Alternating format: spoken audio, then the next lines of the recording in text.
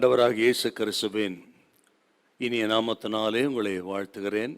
மறுபடியும் ஒரு விஷயம், இந்த தொலைக்காட்சி நிகழ்ச்சி மூலம் உங்களை சந்திக்கவும், ஆண்டவரின் திருவார்த்தைகளை உங்களோடு பகிர்ந்து கொள்ளவும் ஆண்டவர் கொடுத்த மேலான கிருபைக்காக நான் ஆண்டவரை துதிக்கிறேன், ஸ்தோத்திரிக்கிறேன்.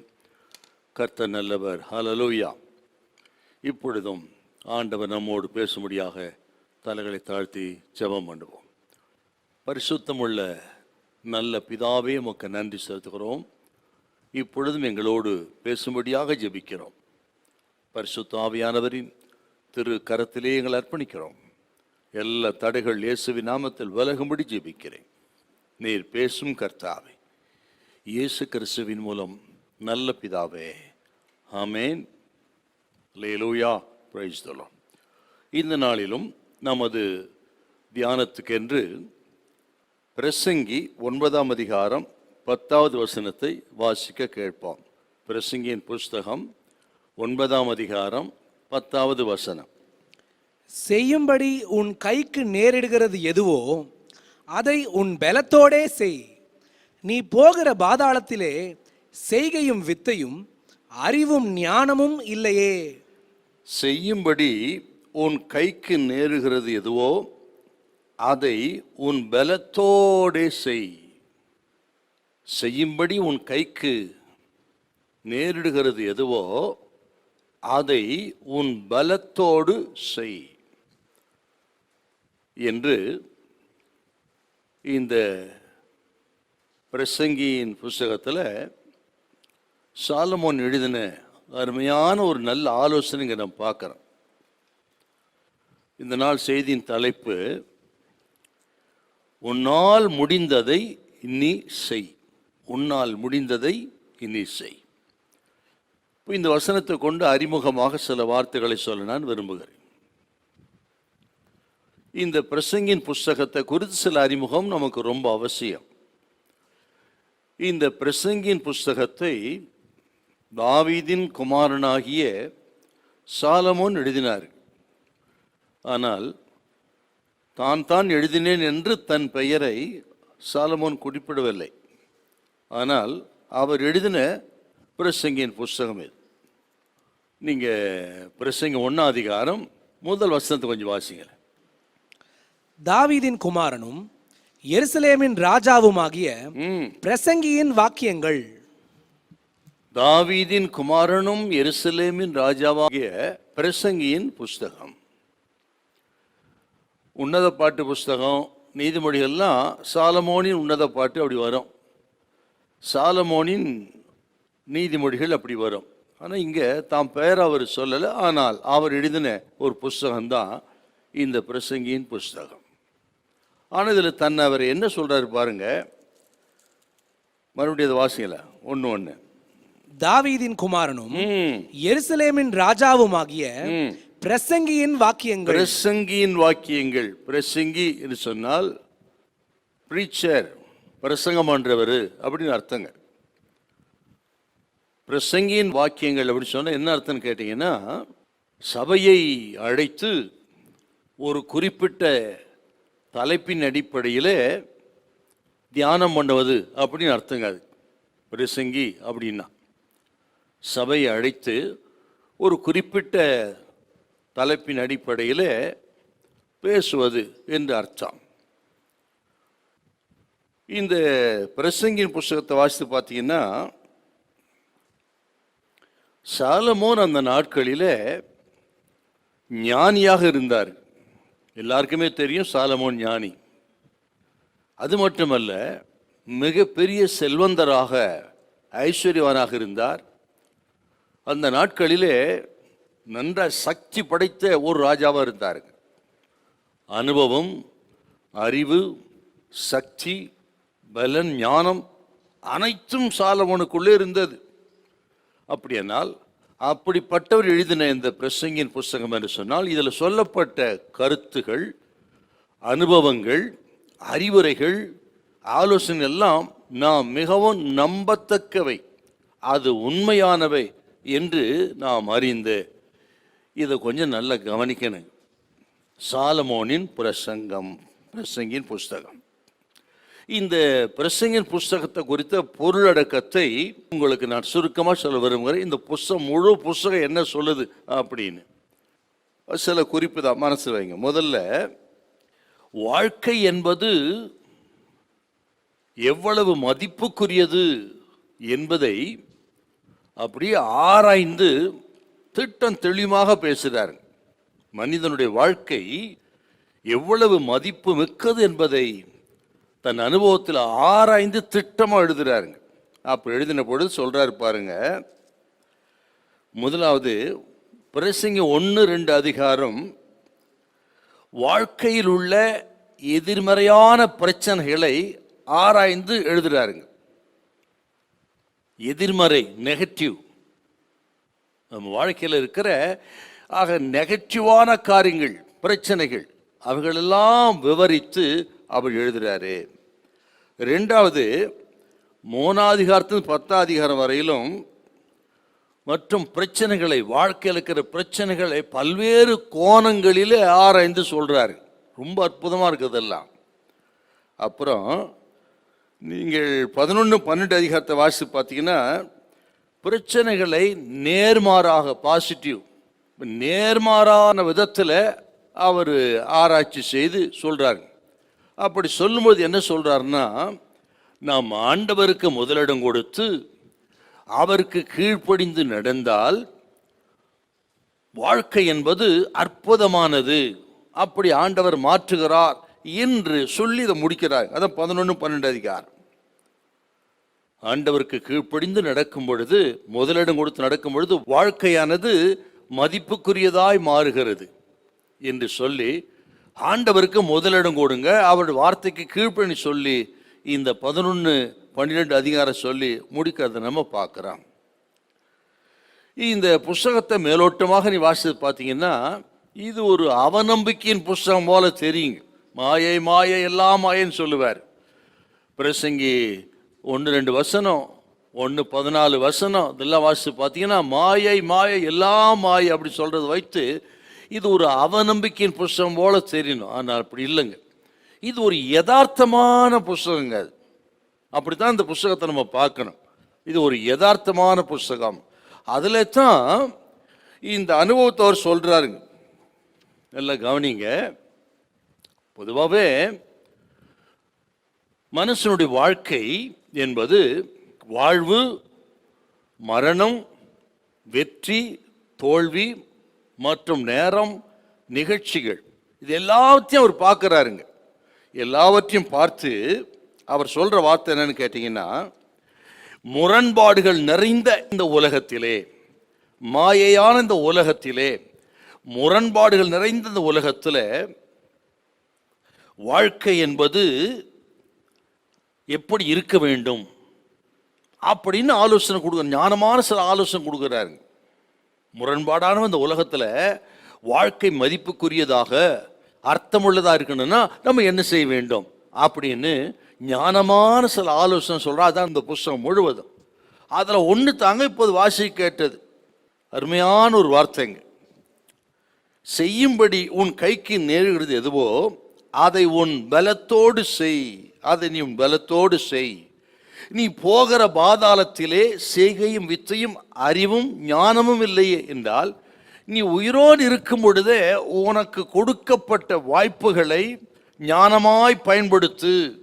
ஏனென்றால் இந்த வாழ்க்கைக்கு ஒரு முடிவு இருக்கிறது, மரணம் சந்திக்க இருக்கிறது, அதன் பிறகு நியாய தீர்ப்பு இருக்கிறது, நன்மை செய்தால் மேன்மை இருக்கிறது, பலன் இருக்கிறது. ஆகவே இந்த வாழ்க்கை இருக்கும் பொழுதே கொடுத்த வாய்ப்பை ஞானமாய் பயன்படுத்திங்க அப்படின்னு சொல்லி நம்ம எல்லாம் இந்த வசனத்தை கவனிக்கும்படி அவர் ஏவரார். இந்த கேட்குற அருமையான கத்திரி பிள்ளைகளே, நல்லா கவனிக்கணும், இது கேட்கணும். பிரயோஜனமான புஸ்தகம். ஆகவே தான் நான் சொன்னேன், இது ஒரு யதார்த்தமான புஸ்தகம் அப்படின்னு நான் சொன்னேன். கவனிக்கும்படி கேட்டுக்கொள்கிறேன். உன்னால் முடிந்ததை நீ செய்யதையாகில் ஆண்டவருக்கு செய்யுங்க. எனக்கு 62 வயசாகுது. இன்ன வரல எனக்கு ஏக்கம், ஆதங்கம், அங்கலாய்ப்பு என்னன்னு கேட்டீங்கன்னா, ஐயோ நான் ஆண்டவருக்கு ஒன்றும் செய்யலை, பெருசாக ஒன்றும் பண்ணலையே சுவாமி, என்கிற ஏக்கம் இன்றும் எனக்கு இருக்கிறது. ஆண்டவருக்கு ஒன்றும் செய்யலையே. இதை கேட்குற அருமையான கத்திரி பிள்ளையே, உங்களை பார்த்து ஆண்டவர் கேட்குறாருங்க, நீங்கள் ஆண்டவருக்கு என்று என்ன செய்திருக்கீங்க? கர்த்தர் கொடுத்த ஞானம், படிப்பு, அறிவு, செல்வாக்கு, பணம், நல்ல ஆரோக்கியம், சுகம், நல்ல குடும்பம், அதை வைத்து கர்த்தருக்காக என்ன செஞ்சிருக்கீங்க? இதை மனதில் வைத்து உன்னால் முடிந்ததை நீ கர்த்தருக்கென்று செய் என்பதை இருதயத்தில் எழுதி ஆண்டவருக்காக எதையா நம்ம செய்ய முயற்சி செய்யணும்.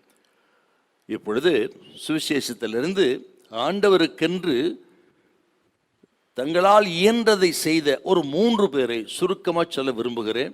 கவனிங்கள், உங்களுக்கு பிரயோஜனமா இருக்கும். அல்லேலூயா, பிரைஸ் தி லார்ட். முதலாவது மார்க்கு சுவிசேஷம் 14ஆம் அதிகாரம் 8வது வசனம். மார்க்கு 14:8. இவள் தன்னால் இயன்றதை செய்தால் நான் அடக்கம் பண்ணப்படுவதற்கு எத்தனமாக என் சரீரத்தில் தைலம் பூச முந்திக் கொண்டாள். ஆண்டவர் இயேசு பெத்தானியாவை சேர்ந்த மரியாளை குறித்து சொன்ன அற்புதமான ஒரு வார்த்தை. இவள் தன்னால் இயன்றதை செய்தாள். இவள் தன்னால் இயன்றதை செய்தாள். அதாவது ஆண்டவராகிய இயேசு கிறிஸ்து வந்து பந்தியிருக்கிறார். அந்த வீட்டிலே பந்தியிருக்கும் பொழுது மரியாள் நலதம் என்று சொல்லக்கூடிய நல்ல தைலத்தை கொண்டு வந்து உடைத்து இயேசுவின் சிரசின் மேல் ஊற்றி அவருக்கு நல்ல ஒரு ஆராதனை செய்து கனம் பண்ணினார். இப்படி பெத்தானியா மரியாள் ஆண்டவருக்கு செய்த அற்புதமான ஆராதனை குறித்து, இந்த தைலத்தை உடைத்து ஊற்றி ஆண்டவருக்கு செய்த ஆராதனை குறித்து 3 சுவிசேஷம் வருது இந்த நிகழ்ச்சி. குறிப்பாக நீங்கள் மத்தேயு சுவிசேஷம் 26ஆம் அதிகாரம் 6 முதல் 16 வசனம், இந்த மார்க்கு சுவிசேஷம் 3 முதல் 9 வசனம், யோவான் சுவிசேஷம் 12ஆம் அதிகாரம் 1 முதல் 8 வசனம் என்று 3 சுவிசேஷம் சொல்லப்பட்ட அற்புதமான ஒரு நிகழ்ச்சி இது. இந்த மரியாள் யாருன்னு கேட்டீங்கன்னா, பெத்தானியாவில் இருந்த மார்த்தாள், லாசரு இவர்களின் சகோதரித்தான் இந்த மரியாள். நீங்கள் யோவான் எழுதின சுவிசேஷம், நீங்கள் 11ஆம் அதிகாரம், 12ஆம் அதிகாரம், இவர்களெல்லாம் இந்த ஸ்திரியை குறித்து நம்ம பார்க்குறோம். நம்ம இந்த நிகழ்ச்சிங்கிறது ஆண்டவராக இயேசு கிறிஸ்து உலகத்திலே வாழ்ந்த நாட்களிலே, அந்த கடைசி நாட்களிலே, கடைசி பஸ்கா, இயேசு சிலுவைக்கு போவதற்கு முன்பு ஆசரித்த அந்த கடைசி பஸ்காவுக்கு 6 நாளைக்கு முன்பு ஒரு நடந்த நிகழ்ச்சிங்க. நீங்கள் யோவான் 12ஆம் அதிகாரம் முதல் வசனத்தை வாசிங்க. பஸ்கா பண்டிகை வர 6 நாளைக்கு முன்னே இயேசு தாம் மரணத்திலிருந்து எழுப்பின லாசரு இருந்த பெத்தானியாவுக்கு வந்தார். 6 நாளைக்கு முன்பு என்று சொன்னால், இந்த பகுதி நீங்கள் வாசிக்கும் பொழுது ஒரு விஷயத்தை மனசில் வைக்கணுங்க. இவ்வளோ ஒரு அருமையான ஒரு நிகழ்ச்சிங்க இது. இந்த மரியாள் விலையேறப்பெற்ற தைலத்தை கொண்டு வந்து உடைத்து இயேசுவின் சிரசின் மேல் ஊற்றி ஆண்டவருக்காக தன் தலைமையினால் ஒரு பாதத்தை துடைத்த ஒரு நிகழ்ச்சிங்கிறது அற்புதமான ஒரு நிகழ்ச்சிங்க. இது ஆச்சரியமான ஒரு நிகழ்ச்சி. இது எப்போ நடக்குதுன்னு பார்த்தீங்கன்னா, இயேசுநாதர் கைது செய்யப்படுவதற்கு முன்பு, அதாவது யூதாசும் யூத தலைவர்களும் சதித்திட்டம் தீட்டி ஆண்டவரை கைது செய்வதற்கு முன்பு இடையில் நடைபெற்ற ஒரு நிகழ்ச்சியாக மார்க்கு சொல்றாரு. ஏன் இப்படி சொல்றாரு மார்க்குன்னு கேட்டீங்கன்னா, இப்படி சதி செய்கிறவர்கள், துரோகம் செய்கிற மக்கள் மத்தியிலே தன்னோடு கொடுந்த ஒரு சீசன் காட்டி கொடுக்கிறவனா துரோகியாய் மாறி போன அந்த சூழ்நிலையில் இந்த மரியாளின் அன்பு எவ்வளவு ஆச்சரியமானது, விலையேற பெற்றது. இந்த மரியாளின் அன்பின் ஆழம் மிகவும் பாராட்டத்தக்கது என்பதை சொல்லுவதற்கு அவர் குறிப்பாக அந்த சூழ்நிலையில் இந்த மரியாள் செய்ததை இங்கு அவர் விவரிக்கிறார். இன்னும் சொல்ல போனால்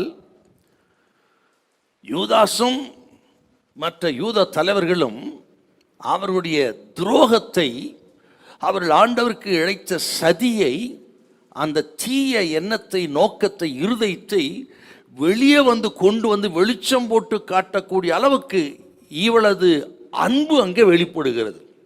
அதாங்க உண்மை. யோவான் எழுதின சுவிசேஷம் 12ஆம் அதிகாரம் 6வது வாசி பார்த்தீங்கன்னா அந்த யூதாசின் இருதயம் அங்கே தெரியுங்க. வாசிக்கலாமா? 12:6. அவன் தரித்திரரை குறித்து கவலைப்பட்டு இப்படி சொல்லாமல் அவன் திருடனானபடியினால் பணப்பையை வைத்துக் கொண்டு அதிலே போடப்பட்டதை சுமக்கிறவனானபடியினாலும் இப்படி சொன்னான். பார்த்தீங்களா? இவருடைய அன்பு, ஆண்டவருக்கு செலுத்தின அன்பு யூதாசின் இருதயத்தை, துரோகத்தை, அவன் ஒரு திருடன் என்கிறது வெளியே கொண்டு வருது. மட்டுமல்ல, நீங்கள் லூக்கா 15 வாசி பார்த்தீங்கன்னா இளையகுமாரன், மூத்த குமாரன், இளையகுமாரன் தகப்பன் வீட்டுக்கு திரும்பி வருகிற வரையில மூத்த குமாரன் நல்லவனாத்தான் இருக்கிறான். அவன் இருதயம் வெளிப்படலை. இளையகுமாரன் திரும்பி வந்து விட்டான் என்று தெரிந்த உடனே இவன் யார் என்று வெளிப்படுகிறது. தகப்பனுக்கு கீழ்ப்படியாதவன், கோபக்காரன், சகோதரனை பகைக்கிறவன், கசப்பு, கோபம், கீழ்ப்படியாமை, இருதய கடினம், இந்த சுபாவெல்லாம் எப்போ வெளிப்படுதுன்னா இளையகுமார் திரும்பி வந்தான் அப்படின்னு கேள்விப்பட்டபோது. அதை போல இந்த மரியாளின் அன்பு யூதாசின் இருதயம், சதிகாரர்களாகிய அந்த பிரதான ஆசாரியர்கள், வேதபாரர்கள், பரிசேயருடைய இருதயம் வெளிப்படுது பாரு. சில சந்தர்ப்பங்களில் தான் இப்படி சிலருடைய இருதயமே வெளிப்படுங்க. ஆண்டவரின் பிரசன்னம் வரும்பொழுது ஸ்தோத்திரம், சிலருடைய இருதயமே வெளிப்படுது. அதை நம்ம எங்கே பார்க்குறோம்? சரிங்க, இந்த நிகழ்ச்சி பொறுத்தவரையிலும் மத்தேயுவும் மார்க்குவும் இந்த ஸ்திரீ யாருன்னு சொல்லலைங்க. ஆனால் யோவான் தான் சொல்றாருங்க. அதான் நம்ம யோவான் 12ஆம் அதிகாரத்தில் பார்க்குறோம். 12:3 வாசிக்கலாமே. அப்பொழுது மரியாள் விலையேற பெற்ற களங்கம் இல்லாத நளதம் என்னும் தைலத்தில் ஒரு ராத்தல் கொண்டு வந்து அதை இயேசுவின் பாதங்களில் பூசி தன் தலைமயிரால் அவருடைய பாதங்களை துடைத்தாள். அந்த வீடு முழுவதும் தைலத்தின் பரிமளத்தினால் நிறைந்தது. ஸ்தோத்திரம். யோவான் தான் நம்ம யார் சொல்றாரு, மரியாள் அப்படி செய்தாள் அப்படி சொல்லி. இந்த நிகழ்ச்சி 3 சுவிசேஷங்கள்லாம் வருதுங்க. நீங்கள் ஏற்கனவே சொன்னது போல 3 சுவிசேஷம் சொல்லப்பட்டிருக்குன்னு சொன்னேன். இந்த 3 இடத்துல நீங்கள் பார்த்தீங்கன்னா இன்னொரு விஷயம் பார்க்கணும். இந்த மரியாளை குறித்து 3 இடத்துல வருது. அந்த 3 இடமும் எப்படி சொல்லப்பட்டிருக்குன்னு கேட்டீங்கன்னா இயேசுவின் பாதத்தோடு சம்பந்தப்படுத்தி தான் சொல்லியிருக்கீங்க. என்றால் இயேசுவுக்கு இவளுக்கும் இடையே இருந்த அந்த ஆழமான அன்பை இங்கே நம்ம பார்க்க முடியுது. குறிப்பாக நீங்கள் லூக்கா 10:39 வாசித்து பார்த்தீங்கன்னா இயேசுவின் பாதத்தருகே உட்கார்ந்து அவர் வாழ்ந்து வருகிற வார்த்தை என்னவோன்னு கேட்டுக்கொண்டிருந்தால் அப்படின்னு நாங்கள் பார்க்குறோம். நீங்கள் யோவான் 11ஆம் அதிகாரம் 31-32 வாசித்து பார்த்தீங்கன்னா லாசர் மரித்து விட்டார், அடக்கம் பண்ணப்பட்டு விட்டது, ஒரு சந்திக்கும்படியாக ஆண்டவர் வருகிறார். ஆண்டவர் வருகிறான்னு கேள்விப்பட்ட உடனே மரியாள் ஓடிப்போய் இயேசுவின் பாதத்தில் விழுந்தாள் அப்படின்னு வருதுங்க. அங்கேயும் பார்த்தீங்களா இயேசுவின் பாதம். அப்புறம் யோவான் 12ஆம் அதிகாரத்தை வாசி கேட்ட 12:3 அந்த தைலத்தை உடைத்து இயேசுவின் பாதத்தில் ஊற்றி தலைமையினால் துடைத்தாள் அப்படின்னு பார்க்க. என்றால் 3 இடத்துல பெயர் குறிப்பிடப்படுகிறது. இந்த 3 இடத்திலேயும் இயேசுவின் பாதம். இன்று ஆண்டவரோடு கூட இந்த ஆழமான அன்பையும் உறவைங்க குறிக்க இது நமக்கு ஒரு நல்ல மாதிரிங்க. இந்த மரியாள், அருமையான கத்திரி பிள்ளைகளே, நமக்கு ஒரு நல்ல மாதிரி இந்த மரியாள் சொன்னா கவனிக்கணும். நம்ம ஆண்டவருக்கு நமக்கும் எந்த அளவுக்கு ஆழமான உறவு இருக்கிறது. நம்மளோ படிச்சிருக்கலாம், வேலை செய்யலாம், செல்வாக்கு பெற்ற மக்கள், ஆனால் ஆண்டவரோடு உறவு எப்படி இருக்கிறது? ஆண்டவருக்கு நமக்கு இடைக்க அந்த உறவை எந்த சக்தியும் பிரிக்காதபடி காத்துக்கொள்கிறோமா அப்படின்னு பார்க்கணுங்க. நம்ம அதுதான் ரொம்ப முக்கியம். நமக்கு ஆண்டவரோடு ஆழமான உறவு அன்பு இல்லாமல் என்னத்தான் செஞ்சாலும் ஒன்றும் பிரயோஜனம் இல்லைங்க. இந்த மரியாள் நமக்கு ஒரு நல்ல திருஷ்டாந்தம். இவள் தன்னால் இயன்றதை செய்தாள், உன்னால் முடிந்ததை செய். லூக்கா 7ஆம் அதிகாரத்தில் 36 முதல் 50 வசனத்தில் ஒரு ஸ்திரீ வருகிறார். அவள் இந்த மரியாள் அல்ல. அவளும் தைலத்தை உடைத்து ஊழ்த்தி அவள் அந்த ஒரு அருமையான ஆராதனை செய்வாங்க. அவள் பாவியாகிய ஸ்திரீ, இந்த மரியாள் அல்ல. ரெண்டு சேர்த்து ஒன்றா கன்ஃபியூஸ் பண்ணக்கூடாது. இப்போ எந்த வீட்டில் வந்து இதெல்லாம் செய்கிறான்னு கேட்டிங்கன்னா, சீமோன் குஷ்டரோகியாக இருந்த அந்த வீட்டிலே அப்படின்னு வருதுங்க. நீங்கள் இதே மார்க்கு 14ஆம் அதிகாரத்தை பார்க்குறோம், மத்தேயு 26ஆம் அதிகாரத்தை பார்க்குறோம். மத்தேயு 26ஆம் அதிகாரம் 6-7 வசனம். இயேசு பெத்தானியாவில் குஷ்டரோகியாய் இருந்த சீமோன் வீட்டில் இருக்கையில் ஒரு ஸ்திரீ விலையேற பெற்ற பரிமள தைலம் உள்ள வெள்ளைக்கல் பரணியை கொண்டு வந்து அவர் போஜன பந்தியில் இருக்கும்போது அந்த தைலத்தை அவர் சிரசின் மேல் ஊற்றினாள். குஷ்டரோகியாயிருந்த சீமோன் வீட்டில், சிலர் சொல்லுகிறார்கள் இந்த மார்த்தாள் மரியாள் லாசருடைய தகப்பன் தான் குஷ்டரோகியா இருந்தான் சீமோன். மார்க் 1ஆம் அதிகாரம் 40 வசனத்தில் வருகிற குஷ்டரோகி சொஸ்தமானானே அது இவன் தான் என்று சொல்கிறதும் உண்டு. எப்படியோ அப்படி இயேசு கூடியிருந்து விருந்து செய்த வீட்டிலே தான் இந்த நிகழ்ச்சி நடக்கிறது. இயேசுநாதர் சிலுவைக்கு போவதற்கு முன்பு இவள் செய்த அற்புதமான ஒரு நிகழ்ச்சிங்க. அதான் நம்ம இங்கே கவனிக்க வேண்டிய ஒன்று. இப்படி இந்த அபிஷேகம் பண்ணுறதுங்கிறது, இப்படி தலையில் தைலம் ஊற்றி பாதங்களிலே தைலத்தை ஊற்றி துடைப்பது கனம்பொன் என்பது பண்டிகை நாட்களிலே அது யூதர்களுடைய வழக்கமாக இருந்திருக்கிறது. தாவீது கூட சொல்லுவார் சங்கீதம் 23:5, என் தலை என்னால் அபிஷேகம் பண்ணுகிறீர் அப்படி சொன்னதை பார்க்குறோம். லூக்கா 7ஆம் அதிகாரத்தில் அந்த ஸ்திரீயும் தைலத்தை உடைத்து ஊற்றி ஆண்டவர் பாதத்தை தலைமையில் துடைக்கிறார் அப்படின்னு பார்க்குறோம். இப்படி இது ஒரு வழக்கமான காரியம். ஆனால் இயேசுநாதர் உயிரோடு இருக்கும் பொழுது சிலுவைக்கு போவதற்கு முன்னமே இந்த ஸ்திரீ இந்த காரியத்தை செய்திருக்கிறார். அதுதாங்க ஆண்டவருக்கு ரொம்ப சந்தோஷம், மகிழ்ச்சிங்க. ரொம்ப சந்தோஷப்பட்டு ஆண்டவர் பேசுவாருங்க. இயேசுநாதர் உயிரோடு இருக்கும் பொழுதே அதை செய்திருக்கிறார். அதை குறித்து ஆண்டவர் இயேசு சொன்ன ஒரு வார்த்தை பார்த்தீங்கன்னா ஆச்சரியமா இருக்குங்க. நீங்கள் 14ஆம் அதிகாரம் மார்க் 8வது வசனம். இவள் தன்னால் இயன்றதை செய்தாள். இவள் தன்னால் இயன்றதை செய்தாள். நான் அடக்கம் பண்ணப்படுவதற்கு எத்தனமாக என் சரீரத்தில் தைலம் பூச முந்திக் கொண்டாள். இயேசு மரிப்பதற்கு முன்பு அவரை அடக்கம் பண்ணுவதற்கு இவள் ஆயத்தமாக்கி விட்டாள். மற்ற ஸ்திரீகளும் இயேசு மரித்த பிறகுதான் அவர்கள் கந்த வர்க்கங்களை கொண்டு அவர்கள் கல்லறைக்கு புறப்பட்டு போகிறார்கள். மரித்த பிறகு இவளோ இயேசு உயிரோடு இருக்கும் பொழுதே அதை செய்தார். அதுதான் ஆண்டவருக்கு ரொம்ப சந்தோஷம். ஆகவே தான் சந்தோஷப்படுறதுக்கு கருத்து சொல்றார், இவள் தன்னால் இயன்றதை செய்தால், தன்னை அடக்கம் பண்ணுவதற்கு எத்தனமான காரியத்தை செய்தால் என்று ஆண்டவர் சந்தோஷப்படுற. உயிரோடு இருக்கும் பொழுதே செய்திருக்கிறார். தன்னால் இயன்றதை செய்தால் ஆண்டவர் சொல்றாருன்னா சாதாரண விஷயம் கிடையாது. இன்னொரு விஷயம், அடக்கம் பண்ணுவதுக்கு எத்தமான காரியங்கள் நான் பார்க்குறேன் என்று என்ன அர்த்தம்னு கேட்டிங்கன்னா, நீங்கள் இந்த மார்க் 14:3 பார்த்தீங்கன்னா தலையிலே தைலத்தை ஊற்றி அப்படி கனம் பண்ணினான்னு பார்க்குறோம். நீங்கள் யோவான் 12:3 பார்க்குறோம், அவர் பாதத்திலே தைலத்தை உடத்தி ஊற்றி அங்கே கனம் பண்ணினான்னு பார்க்குறோம். ரெண்டுமே உண்மைதாங்க. தலையிலும் ஊற்றி பாதத்திலும் ஊற்றி ஆண்டவரை கனம் பண்ணி இருக்கிறார். இது இயேசுநாதரை அடக்கம் பண்ணுவதற்கு முன்பு அவள் செய்த அற்புதமான ஒரு காரியம். ஆகவே தான் ஆண்டவர் ரொம்ப சொல்றார், இவள் தன்னால் இயன்றதை செய்தாள் அப்படின்னு. இன்னொரு விஷயத்தை பார்க்கணுங்க. இந்த தைலங்கிறது விலையேற பெற்றது. ஒரு பக்தன் சொல்றாருங்க, இப்படி இந்த தைலத்தை உடைத்து ஊற்றினாலே அது மிக விலையேற பெற்றது. அதாவது அந்த நாட்களிலே ஒரு மனுஷனுடைய ஒரு வருஷத்துடைய வருமானங்க. ஒரு வருஷத்துக்கு அந்த மனுஷன் சம்பாத்தியம் பண்ணா எவ்வளவு வருமானம், அவ்வளோ வருமானம், அவ்வளோ விலையேற பெற்றது இது என்று சொன்னால், இவள் ஆண்டவருக்கு செய்த அந்த காரியம் எத்தனை ஆச்சரியமான ஒன்று. விலையேற பெற்ற தைலத்தை உடைத்து ஊற்றினால், நான் நினைக்கிறேன் அவளுடைய எதிர்காலத்துக்காக திருமணத்துக்காக சேர்த்து வைத்திருந்திருக்கலாம்.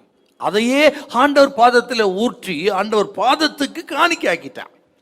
ஆகவே தான் அப்பா சொல்றாரு, இவள் தன்னால் இயன்றதை செய்தாள். என ஆச்சரியமான ஒரு வார்த்தை பாருங்க. இந்த தைலம் இந்தியாவிலிருந்து தான் இறக்குமதி செய்யப்பட்டதாக ஒரு சரித்திர குறிப்பு சொல்லுங்க. அவ்வளவு விலையேற பெற்றதை இவள் இயேசுவின் பாதத்தில் ஊற்றி ஆண்டவரை கனம் பண்ணினாள். ஆகவே தான் ஆண்டவர் சொல்றாருங்க, இவள் தன்னால் இயன்றதை செய்தாள். அது மட்டும் இல்ல, இன்னொரு வார்த்தை வருது, 6வது வாசிக்கல, மார்க் 14:6. இயேசு அவளை நோக்கி, அவளை விட்டுவிடுங்கள், ஏன் அவளை தொந்தரவு படுத்துகிறீர்கள்? என்னிடத்தில் நற்கிரியை செய்திருக்கிறாள். என்னிடத்தில் நற்கிரியை செய்திருக்கிறாள். a beautiful thing அப்படின்னு வருதுங்க. a noble good beautiful work அப்படின்னு வருதுங்க. ஆண்டவர் அப்படி போடுறாருங்க. இவள் செய்தது ஆண்டவர் பார்வையில் அழகா இருக்கிறது, அது புகழ்ச்சிக்குரியதா இருக்கிறது, நன்றாக இருக்கிறது என்று ஆண்டவர் புகழ்ந்தா இருப்பாரு. எவ்வளவு ஸ்திரீதான் ஆகிலும் ஒன்றும் பெரிய கோட்டீஸ்வரி கிடையாதுங்க. சாதாரண குடும்ப பெண், சாதாரண குடும்பத்திலிருந்து ஸ்திரீ. ஆனால் தன்னிடத்திலிருந்து தன் ஆஸ்தியாக இருந்தவற்றை உடைத்து இயேசுவின் பாதத்தில் ஊற்றி இப்படி கனம் பண்ணுவான்னு சொன்னால் விலையேற பெற்ற ஒரு ஆராதனை இது. அந்த ஆராதனை அவளை அன்பை நம்ம பார்க்கிறோம். அன்புக்கு விலை மதிப்பே கிடையாது. நாம் கர்த்தரை ஆராதிக்கிறோம், ஆண்டவரை தொழுது கொள்கிறோம். ஆனால் நாம் என்ன கர்த்தருக்கு எப்படி செய்கிறோம்? அதை நம்ம என்ன கிரையும் செலுத்துகிறோம்? ஏதோ சுகமா இருக்கும்போது வசதியா இருக்கும்போது செய்யலாம், அது எல்லாரும் செய்யறதாங்க. ஆனால் இயலாத பொழுது, முடியாத பொழுது கர்த்தருக்கு எப்படி ஆராதனை செய்கிறோம்? நம்ம எண்ணத்தை செலுத்துகிறோம். கவனிக்கணுங்க, உண்மையான அன்பு, ஆழமான அன்பு ஆண்டவர் பேரில் இருக்குமானால் நாம் எதையும் செய்ய துணிந்து விடுவோம். தன்னையே அர்ப்பணித்து விட்டா, தன் தலைமையினால் துடைத்தாள் என்றால் அவள் தலைமையின் மீது ஸ்திரீகளுக்கு கனம், அதையே ஆண்டவர் பாதத்தில் வைத்து விட்டார். அவ்வளோ அன்புங்க. கேட்கிற அருமையான கத்திரி பிள்ளைகளே, ஆகவே இவள் தன்னால் இயன்றதை செய்தாள். ஆகவே தான் அந்த பிரசங்கி 9:10 நமக்கு ரொம்ப முக்கியம். நமக்கு அதை உன் முழு பலத்தோடு செய், உன் கைக்கு நேடுது எதுவோ அதை முழு பலத்தோடு செய், உன்னால் முடிந்ததை இயன்றதை ஆண்டவருக்கு செய்து. கேட்கிற அருமையான கத்திரி பிள்ளைகளே, கிறிஸ்தவர்கள் இன்னைக்கு யாருன்னு கேட்டீங்கன்னா, பாதிக்கப்படாதவரை நல்ல கிறிஸ்தவர்கள் தான். ஆனால் தனக்கு ஒரு பாதிப்பு, நஷ்டம், பேர் கெட்டு போயிடும் அல்லது பிரச்சனைன்னு சொன்னால் நமக்கு ஏன் வம்பு என்று ஒதுங்கி கொள்ளுக கிறிஸ்தவன் தான் நிறைய. இவளை பாருங்க, தன்னை நஷ்டப்படுத்தி கொண்டார், அர்ப்பணித்தார், தனது அன்பை இப்படி வெளிப்படுத்தினார். ஆகவே தான் அப்பா சொல்றாருங்க, இவள் தன்னால் இயன்றதை செய்தாள். என்னை அடக்கம் பண்ணுவதற்கு எத்தனமான காரியங்களை செய்தாலே. செத்த பிறகு 1000 செய்யறாங்க மக்கள் இன்னைக்கு, இல்லைங்களா? தகப்பன தாய செத்த பிறகு பார்த்தீங்கன்னா பால் ஊத்துறதுன்னு அந்த அடக்கத்தில் பண்ற ஆடம்பரம் எல்லாம் என்ன எல்லாம் பயங்கரமா நடக்குதுங்க. 16ஆம் நாள் 40ஆம் நாள் எல்லாம் செய்து. ஆனால் உயிரோடு இருக்கும்போது என்ன செய்கிறோம்? அதுதாங்க அவங்களுக்கு சந்தோஷம், மகிழ்ச்சி. ஆண்டவருக்கு மகிழ்ச்சியை பார்த்தீங்களா? நான் உயிரோடு இருக்கும் பொழுதே தன்னால் இயன்றதை செய்து விட்டு. ஆகவே கத்திரி பிள்ளைகளே, ஆண்டவர் கொடுத்த பலம், ஞானம், அறிவு, சாமர்த்தியம், பணம், செல்வாக்கு என்ன இருக்குதோ அதை உங்களால் இயன்றதை கர்த்தருக்கு செய்யணும். இவ்வளவு நமக்கு ஒரு மாதிரி மட்டுமல்ல, நமக்கு ஒரு நல்ல சவாலாக இருக்கிறாள், சவாலாக இருக்கிறாள். ஆண்டவரே போற்றார் பாருங்க. ஆனா இந்த நேரத்தில் இன்னொரு விஷயத்தை நம்ம பார்க்கணும். யூதாஸ் இந்த காரியத்தை, இந்த வீண் செலவு எண்ணத்துக்கு அப்படி சொல்றாங்க. இன்றைக்கு சில யூதாஸ்கள் இருக்கிறார்கள், சில மனிதர்கள் யூதாஸை போல இருக்கிறாங்க. இவன் என்ன சொல்றான் பாருங்க, நீங்கள் யோவான் 12:4-5 வாசிங்கள. அப்பொழுது அவருடைய சீஷரில் ஒருவனும் அவரை காட்டிக் கொடுக்க போகிறவனுமாகிய சீமோனுடைய குமாரனான யூதாஸ் காரியோத்து இந்த தைலத்தை 300 பணத்துக்கு விற்று, இந்த தைலத்தை 300 பணத்துக்கு விற்று தரித்திரருக்கு கொடாமல் போனது என்ன என்றான். இது ஏன் வீண் செலவு எண்ணத்துக்கு அப்படிங்கிறாங்க. அதாங்க அவன் இருதயம். இப்படி அவன் சொன்ன பொழுது கூட அந்த சீசன் அப்படியே சொல்றாங்க. நீங்க அதை கூட வாசிக்கலாமா? மொத்தம் 26:8. அவருடைய சீஷர்கள் அதை கண்டு விசனம் அடைந்து, இந்த வீண் செலவு எண்ணத்திற்கு, யோதா சொல்றான், அவன் கூட சீஷர்கள் சேர்ந்துக்கிட்டாங்க. இது வீண் செலவு, வீண் செலவு எண்ணத்துக்கு. ஆண்டவருக்காக செய்கிற காரியங்கள், கொடுப்பது, வேலை, ஊழியம், பிரயாசப்படுவதெல்லாம் யூதாசுக்கு வீணாக தெரியுதுங்க. இன்னைக்கு நிறைய பேர் இருக்கிறாங்க, ஆராதனைக்கு போறத பரியாசம் பண்றது, ஆண்டவருக்கு கொடுக்கறத பரியாசம் பண்றது, ஜபம் பண்றத பரியாசம் பண்றது, ஆண்டவருக்கு ஊழியம் செய்வது, ஆத்துமக்கள் ஆதாயம் பண்றதெல்லாம் பரியாசம் பண்ணி இருக்கிற அவங்களுக்கெல்லாம் இது வீண் செலவாக தெரிகிறது. ஆனால் ஆண்டவர் பார்வையிலே இது விலையேற பெற்றது. சீசர்கள் இழுப்புண்டு போனாங்க பாருங்க. இது கேட்கிற அருமையா கத்திரி பிள்ளைகளே, மற்றவங்க என்னென்ன சொல்லட்டும், என்னவும் பேசட்டும், ஆனால் நீங்கள் கர்த்தருக்கு எது பிரியும், கர்த்தரை எப்படி கனம் பண்ண முடியும் என்று அறிந்து கர்த்தரை பிரியப்படுத்துங்கள். நான் உங்களுக்கு சொல்கிற, மனுஷனுடைய பாராட்டுதல் அல்ல, தேவனுடைய அங்கீகாரம் தான் நமக்கு முக்கியம். மனுஷன் எப்படி சொல்றான், அவன் எப்படி பாராட்டு, அது முக்கியம் இல்லை, தேவன் எப்படி அங்கீகரிக்கிறார் அதான் முக்கியங்க. அப்படி ஆண்டவரை பிரியப்படுத்தக்கூடிய காரியங்களை செய்யுங்கள். கர்த்தரை கனம் பண்ணுங்க, கர்த்தர் உங்களை உயர்த்துவார், கனம் பண்ணுவார். இவள் தன்னால் இயன்றதை செய்தாலே. என் அருமையான ஒரு வார்த்தை. அதுக்காக கர்த்தர் இவளை விட்டுல பாருங்க. ஒருவேளை இவள் செய்ததை பெத்தானியா மறந்துருக்கலாம், குடும்பம் கூட மறந்துருக்கு, ஆனால் ஆண்டவர் மறக்கலை. கர்த்தர் சொல்றாரு பாருங்க, 9வது வசனம் 14:9. இந்த சுவிசேஷம் உலகத்தில் எங்கெங்கே பிரசங்கிக்கப்படுமோ அங்கங்கே இவளை நினைப்பதற்காக இவள் செய்ததும் சொல்லப்படும். பார்த்தீங்களா, இவள் செய்த தன்னால் இயன்றதை செய்தால் ஆண்டவர் சும்மா விட்டுருங்க. இந்த சுவிசேஷம் எங்கெல்லாம் பிரசங்கப்படுகிறதோ, இயேசு கிறிஸ்துவின் பிறப்பு, மரணம், உயிர்த்தெழுதல் எங்கெல்லாம் சொல்லப்படுது, அங்கெல்லாம் இவள் செய்து சொல்லப்படும் என்றார். 3 சுவிசேஷம் இதை எழுதி வச்சுட்டாருங்க. உலகத்துக்கே இவள் ஆசீர்வாதமாய் மாறிவிட்டால் இன்றைக்கும் நாம் பேசிக்கொண்டிருக்கோம் என்றால், நீங்கள் செய்கிற சின்ன காரியமா இருக்கலாம், ஆண்டவருக்கு அதுக்குரிய பிரதிபலனை மிகப்பெரிய அளவில் கற்றுக் கொடுப்பார், இம்மையிலும் மறுமையிலும் தருவார். ஆக பலனை எதிர்பார்க்காம, மற்றவளை பார்க்காம, ஸ்தோத்திரம், கர்த்தருக்கு பிரியம் எது அதை முழு பலத்தோடு செய்யுங்கள். உங்களால் ஆனதை செய்யுங்கள். கர்த்தர் உங்களை ஆசீர்வதிப்பார், உயர்த்துவார். ஹல்லேலூயா, பிரைஸ் தி லார்ட். இவள் தன்னால் இயன்றதை செய்தாளே. அருமையான ஒரு வார்த்தை. செய்யும்படி உன் கைக்கு நேருகிறது எதுவோ அதை உன் பலத்தோடு செய். சரி, 2வது ஒரு இடத்தை பார்க்கலாமா? உன்னால் முடிந்ததை செய்கிற தலைப்பின் அடிப்படையில் 2வது ஒரு இடம் யோவான் சுவிசேஷம் 1ஆம் அதிகாரம் 46வது வசனம். அதற்கு நாத்தான்வேல், நாசரேத்திலிருந்து யாதொரு நன்மை உண்டாக கூடுமா என்றான். அதற்கு பிலிப்பு, வந்து பார் என்றான். பிலிப்பு சொன்ன ஒரு வார்த்தை, வந்து பார், வந்து பார். இயேசு தமது ஊழியத்தின் நாட்களிலே சிலரை தமது ஊழியத்துக்கென்று அழைத்து அவரை பின்பற்றும்படி கூறினார். அப்படி அழைக்கப்பட்டு பின்பற்றினவர்களின் வாழ்க்கையை கர்த்தர் முற்றிலும் மாற்றினார். மீன் பிடித்து கொண்டு மீனவர்களை அழைத்து, என் பின்னே வாருங்கள், உங்களை மனுஷரை பிடிக்க ஆக்குவேன் சொல்ல, மீனவர்களை மனிதர்களை பிடிக்கும் அவருடைய சீஷர்களாக ஆண்டவர் மாற்றினார். சிலை அழைத்தார், அழைத்தவர்கள் வாழ்க்கையை மாற்றினார். அப்படி வாழ்க்கை மாற்றப்பட்டவர்களை கொண்டு இந்த உலகம் முழுவதும் அநேகருடைய வாழ்க்கையை ஆண்டவர் மாற்றி கொண்டிருக்கிறார். இதாங்க ஆண்டவருடைய மிக அற்புதமான அழைப்பு.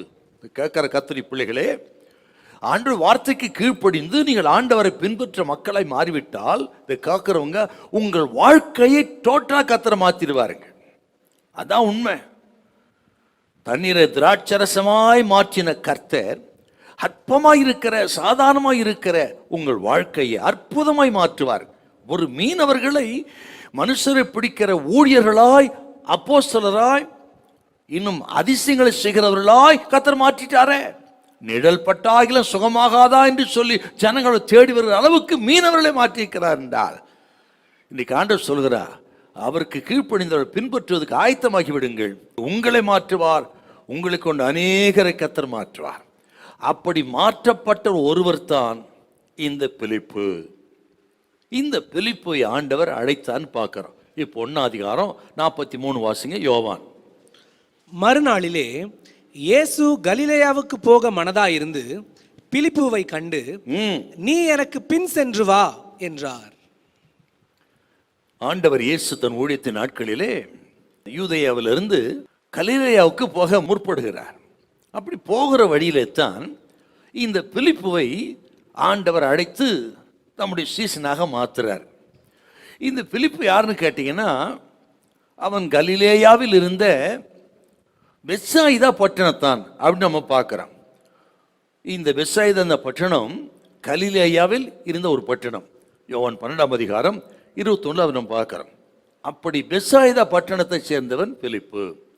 இந்த ஊரை சேர்ந்தவர் தாங்க அந்திரேயாவும் பேதுரும். நீங்கள் இதே 1ஆம் அதிகாரம் 44 பாருங்க. பிலிப் என்பவன் அந்திரேயா பேதுரு என்பவர்களுடைய ஊராகிய பெத்சாயிதா பட்டணத்தான். இப்போ அந்திரேயா, பேதுரு, பிலிப்பு 3 பேரும் பெத்சாயிதா பட்டணம் சேர்ந்தவர்கள். இதை நான் வாசித்த பொழுது ஆண்டவர் ஒரு மனுஷனை எங்கே இருந்தும் அழைப்பார், எப்படியும் பயன்படுத்துவார் என்பது என்னுடைய சிந்தைக்கு வந்தது. ஏன்னு கேட்டீங்கன்னா, இந்த பெத்சாயிதா பட்டணங்கிறது ஒரு துன்மார்க்கமான பட்டணங்க. ஆகவே ஆண்டவர் சுவிசேஷத்தை ஏற்கல, அற்புத அடையங்களை கண்டு மனம் திரும்பவில்லை. ஆகவே அந்த பட்டணத்தை ஆண்டவர் சாபத்துக்குன்னு வச்சுட்டாருங்க. சபித்து அழிவுக்கென்று வைக்கப்பட்ட பட்டணம் தான் இந்த பெத்சாயிதா பட்டணம். நீங்கள் மத்தேயு 11ஆம் அதிகாரம் 21 கொஞ்சம் வாசிங்க. 11:21. கோராசினே உனக்கு ஐயோ, பெத்சாயிதாவே உனக்கு ஐயோ, உங்களில் செய்யப்பட்ட பலத்த செய்கைகள் தீருவிலும் சீதோனிலும் செய்யப்பட்டு இருந்ததானால் அப்பொழுதே ரெட்டுடுத்தி சாம்பலில் உட்கார்ந்து மனம் திரும்பி இருப்பார்கள். பார்த்தீங்களா? இப்போ கீழ்ப்படியாத ஆண்டவரால் சாபத்துக்கென்று வைக்கப்பட்ட ஒரு பட்டணம் பெத்சாயிதா.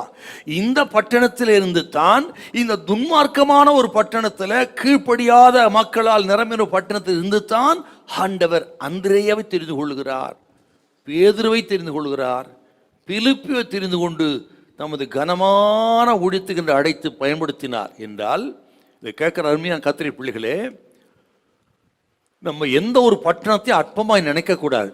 இங்கெல்லாம் சுவிசேஷம் சொல்ல முடியாது, இங்க இருக்கிற மக்கள்லாம் ரட்சிக்கப்பட மாட்டாங்க, இங்கெல்லாம் ஒன்றும் பண்ண முடியாது, இது பொல்லாத ஊர், இது கீழ்ப்படியாத ஊர் என்று எந்த ஒரு பகுதியையும் பட்டணத்தையும் தெருவையும் நாம் ஒரு நாளும் அற்பமாய் நினைக்க கூடாது. எங்கே இருந்தும் எந்த இடத்திலிருந்தும் ஆண்டவர் தமது ஊழியத்துக்கு தெரிந்து கொண்டு வல்லமையாய் பயன்படுத்த கர்த்தர் வல்லவராயிருக்கிறார்.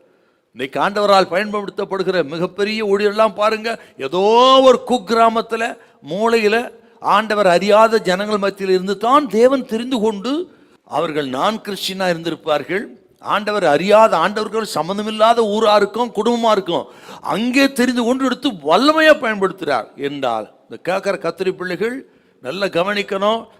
எந்த ஒரு ஊரையோ அல்லது குடும்பத்தையோ தெருவையோ இதெல்லாம் ஆகாது, இங்கெல்லாம் ஒன்றும் நடக்காது, இங்கெல்லாம் யாரும் தெரிந்து கொள்ளப்பட முடியாது, இங்கெல்லாம் இங்கிருந்து யார் வருவா என்றெல்லாம் நினைக்கக்கூடாது.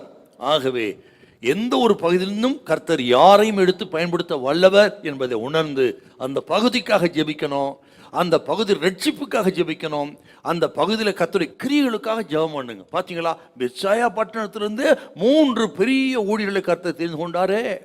எப்பொழுதும் எதையும் செய்ய வல்லவர். நான் விசுவாசிக்கிறேன், உங்கள் குடும்பம் ஒரு வேளை அப்படி இருக்கலாம். ஆக இந்த குடும்பத்தெல்லாம் ஒன்றும் தேராது, ரட்சிப்பின் அனுபவம் இருக்காது, இங்கே இதெல்லாம் ஊழியம் செய்ய முடியாது என்றெல்லாம் நினைக்காதீங்க. எங்கேருந்து கர்த்தர் கிரியை செய்வார். குடும்பத்துக்காக ஜெபம் பண்ணுங்க, பிள்ளைங்களுக்காக, புருஷனுக்காக, மனைவிக்காக ஜெபம் பண்ணுங்க. யாரையும் பயன்படுத்துவார். யாரையுமே இயேசுநாதர் கையில் எடுப்பார். ஹல்லேலூயா, பிரைஸ் தி லார்ட். அடுத்தது இப்படி கூப்பிடுறாரா, அழைத்த உடனே பிலிப்பு ஆண்டவரை பின்பற்றி வருகிறார். ஆச்சரியமான ஒரு அனுபவம் என்னன்னு கேட்டீங்கன்னா, இப்படி ஆண்டவர் அழைத்த உடனே அவர் என்ன பண்றாரு பாருங்களேன். 1ஆம் அதிகாரத்தில் 45 கொஞ்சம் வாசிங்களேன். யோவான் 1:45. பிலிப்பு நாத்தான் வேலை கண்டு நியாய பிரமாணத்திலே மோசேயும் தீர்க்கதரிசிகளும் எழுதியிருக்கிறவரை கண்டோம், அவர் யோசேப்பின் குமாரனும் நாசரே தூரானுமாகிய இயேசுவே என்றான். ஆண்டவர் தம்மை அழைத்தார், பின்பற்ற ஆரம்பித்தார். உடனே அவர் செய்த காரியம் என்ன? இதுதான் நல்லா கவனிக்கணும். நம்ம நான் பெற்ற அழைப்பு எவ்வளவு விசேஷமானது, தன்னை அழைத்தவர் யார் என்று உணர்ந்த பிலிப்பு அந்த சந்தோஷத்தை, அந்த சிலாக்கியத்தை, நான் இயேசுவால் அழைக்கப்பட்டிருக்கிறேன், இயேசுனை அழைத்திருக்கிறார், அழைத்தவர் அந்த ரட்சிப்பின் சந்தோஷத்தை கொடுத்திருக்கிறார், மகிழ்ச்சியை கொடுத்திருக்கிறார், இது ஒரு விலையேறப்பட்ட சிலாக்கியம், இப்படிப்பட்ட நான் இதை பெற்றுக்கொண்ட நான் சும்மா இருக்க மாட்டேன். ஆகவே நான் பெற்றுக்கொண்ட சந்தோஷத்தை, நான் பெற்றுக்கொண்ட இந்த அழைப்பை நான் எப்படியாக பயன்படுத்தி அடுத்தவரையும் நான் ஆண்டவரத்தில் கொண்டு வருவேன்னு சொல்லி உடனே தாமதிக்காமல் தான் சந்தோஷத்தை தன்னுடைய நண்பன் நாத்தான் மேலிடத்துல போய் ஷேர் பண்றாரு. ஷேர் பண்ணி, மேசியாவை கண்டோம், நீயும் வந்து நான் பெற்ற சந்தோஷத்தை ஸ்லாக்கியத்தை நீயும் பெற்றுக்கொள் என்று நாத்தான் மேலே இயேசுக்கு நேராய் வழி நடத்தினார். ஆச்சரியமான ஒரு பகுதிங்க இது. அருமையான கத்திரி பிள்ளைகளே, ரட்சிப்பின் சந்தோஷத்தை பெற்ற நீங்களும் நானும் இது எவ்வளோ பெரிய மகா பெரிய ஸ்லாக்கியம் என்பதை உணர்ந்திருந்தால் அதை நம்மோடு நிறுத்திக்கிட மாட்டோம். கண்டிப்பாக இதை அடுத்தவருக்கும் சொல்லி அடுத்தவரை ஆண்டவருக்கு நேராக வழிநடத்த வேண்டும் என்கிற தாகம், வாஞ்சை, ஆர்வம் உண்டாகும். அதுதான் உண்மையான ரட்சிப்பு. அந்த ஒரு தாகம் உண்டாகல, அடுத்தவரை வழிநடத்தணுன்ற தாகம் உண்டாகனா நமது ரட்சிப்பே சந்தேகம்தான், கேள்விக்குறிதான். இந்த பிலிப்புடைய காரியத்தை நம்ம கவனிக்கணுங்க. என்ன சொல்லி கூப்பிடுற? நாங்கள் மேசியாவை கண்டோம், நான் நீண்ட நாளாக காத்திருந்தேன், என் ஆசை நிறைவேறிவிட்டது. மேசியா பார்க்கணும் காத்திருந்தேன், அப்படி காத்திருந்த எனக்கு என் ஆசை நிறைவேறிவிட்டது. உனக்கும் நான் அந்த மேசியா அறிமுகப்படுத்துகிறேன், உன் ஆசையும் நிறைவேறும், கத்திருக்கா காத்திருக்கிறாய், வா என்று சொல்லி நாத்தான் மேல அழைக்கிறார். இது அருமையான ஒரு பகுதி பாருங்க. இதை கேட்கிற அருமையான கத்திரி பிள்ளைகளே, நீங்கள் பெற்ற ரட்சிப்பின் சந்தோஷத்தை யாருக்காவது சொல்லிருக்கீங்களா? எத்தனை பேர் சொல்லிருக்கீங்க? கொஞ்சம் கவனிக்கணுங்க, கவனிங்க. உன் கைக்கு நேடுகிறதை எதுவோ அதை உன் முழு பலத்தோடு செய். வேதாகமத்தில் பார்த்தீங்கன்னா சமாரிய ஸ்திரியை ஆண்டவர் இயேசு ரட்சிப்போல் வழிநடத்துறாரு. அப்படி ரட்சிப்போல் வழிநடத்தின அந்த சமாரிய ஸ்திரீ உடனே என்ன செஞ்சா பாருங்க. இதெல்லாம் நமக்கு ஒரு சேலஞ்சுங்க. வாசிக்கலாமா? யோவான் 4ஆம் அதிகாரம் 28-29. 4:28-29. அப்பொழுது அந்த ஸ்திரீ தன் குடத்தை வைத்துவிட்டு ஊருக்குள்ளே போய் ஜனங்களை நோக்கி, நான் செய்த எல்லாவற்றையும்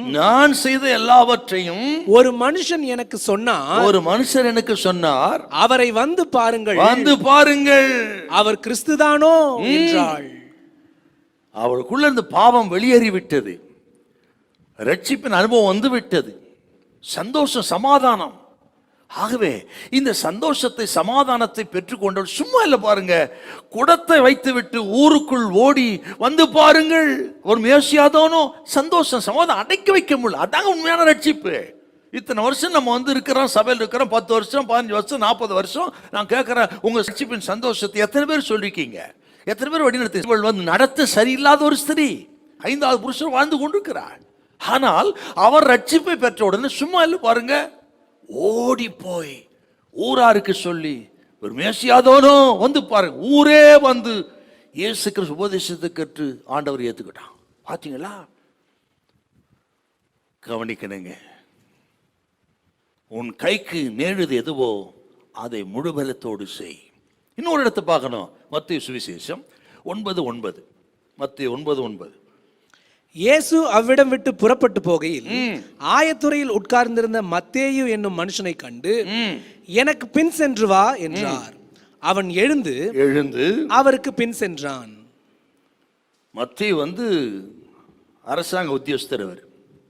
அவர் ஆண்டவர் வழிநடத்தினார். வழிநடத்தின உடனே தான் பெற்றுக்கொண்ட ரட்சிப்பை 4 பேர் சொல்லணும்னு அவருடைய நண்பர்களை, பாவிகளை, அயலகத்தாரை, நண்பர்களை அத்தனை பேரும் அடைத்து வீட்டில் கூட்டம் நடத்தி சோறு போட்டாருங்க.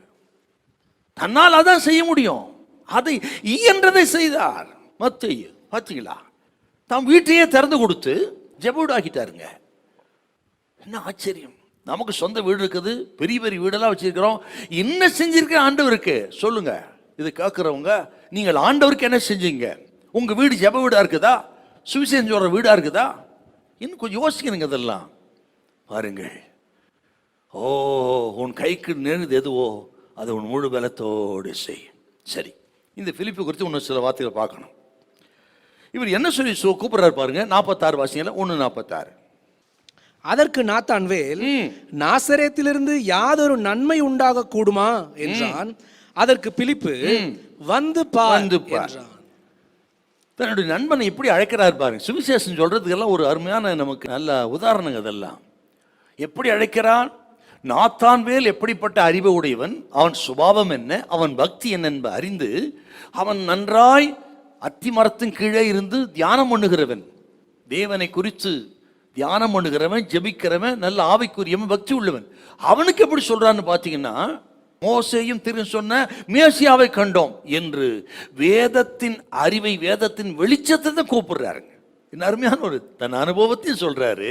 அதே நேரத்தில் அவனுக்கு என்ன அறிவு இருக்கிறது, அவனுடைய அனுபவம் என்ன என்பதை அறிந்து அவன் ஏற்றுக்கொள்ளத்தக்க விதத்தில் பேசுறாரு பாரு. பார்த்தீங்களா, ஒருவேளை அவன் வாக்குவாதம் பண்றாரு, நாசரேத்தின் நன்மை வருமா என்று சொல்லி, அப்பதான் சொன்ன வார்த்தை, அதுக்கு மேல அவனுக்கு வாக்குவாதம் பண்ண விரும்பல, வந்து பார். அருமையான கத்திரி பிள்ளைகளே, மிக எளிதான சுவிசேஷங்க இது, மிக எளிதான நமக்கு வேதம் முழுவதும் பிரசங்கிக்க முடியல, வேதத்தின் ஆழத்தில் சொல்ல முடியல என்று சொன்னால் வெரி சிம்பிள்ங்க. வந்து பார். உங்க ஆலயத்துக்கு ஒரு முறை வாங்க, இயேசு ருசி பார்த்து பாருங்க, இயேசு நல்லவருங்க, சமாதானம் அருளுகிறவருங்க.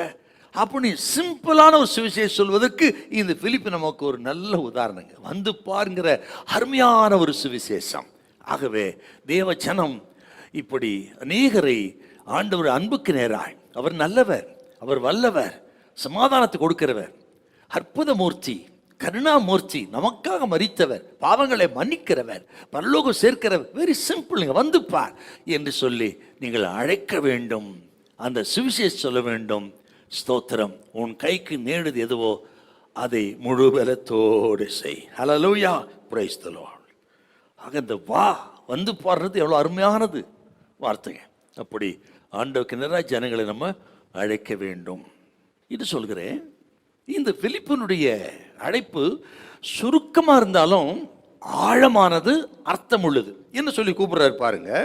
மேசியாவை கண்டோம் இல்லையா, அப்படிதான் வாசித்தோம். மேசியாவை கண்டோம், மேசியாவை கண்டேன் அப்படி சொல்லுங்க. அவர் கண்டோம் என்று சொல்லி தன்னை அவ்வளவாய் தாழ்த்தி அழைக்கிற, அப்படி சுவிசேஷம் சொல்லுகிறவர்கள் இவ்வளவாய் நம்ம தாழ்த்த முடியுமோ தாழ்த்தி, நம்ம மட்டும் இல்லைங்க, அநேகர் தன்னோடு கூட சேர்த்து கொண்டு சுவிசேஷ பணி நம்ம செய்யணும்.